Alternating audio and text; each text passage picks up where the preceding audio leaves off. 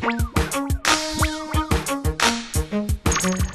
de l'extérieur, peu de mesures que vous préconisiez ont été retenues. Alors, est-ce que vous êtes amer? C'est totalement inexact. J'ai vu récemment encore le Premier ministre, on a fait le compte.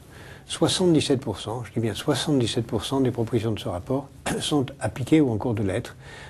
Peu de gens se souviennent de ce qu'il y a dans ce rapport. On croit qu'il a suffi que les taxis manifestent pour qu'on jette ce rapport au panier. Mais pas du tout ce qui s'est passé. La loi dite LME, c'est entièrement ce rapport. La refondation de la représentativité syndicale, c'est entièrement ce rapport. La taxe carbone, c'est ce rapport.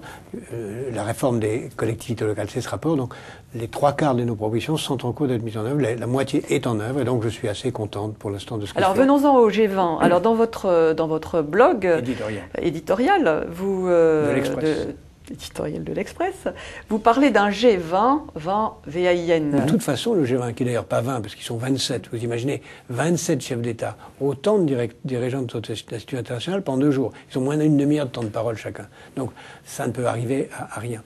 Et en plus, même si il y avait la volonté d'arriver, on se rend compte que, par exemple, aux États-Unis, qui est le principal pays, M. Obama n'est même pas capable d'appliquer les décisions qu'il prend pour les États-Unis, puisque le Congrès refuse le contrôle des fonds propres, le rôle de la Banque centrale, etc. Donc on est devant une impuissance du politique face au marché.